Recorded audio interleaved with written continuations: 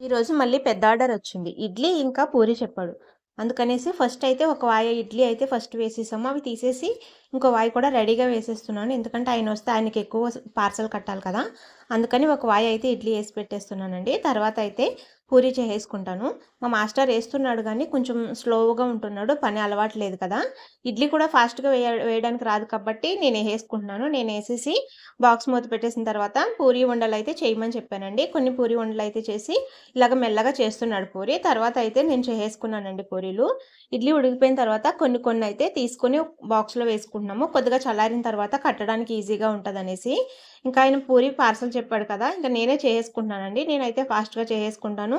ఆయనకైతే చెప్పవలసొస్తుంది. ఇలా చెయ్యి, అలా చెయ్యి అనేసి చెప్తుంటే మెల్లగా చేస్తున్నాడండి. ఒక్కొక్కటయితే కొంచెం వంకరగా ఎళ్ళిపోతున్నాయి. లేదంటే పలచగాను, లావుగాను వచ్చేస్తున్నాయండి.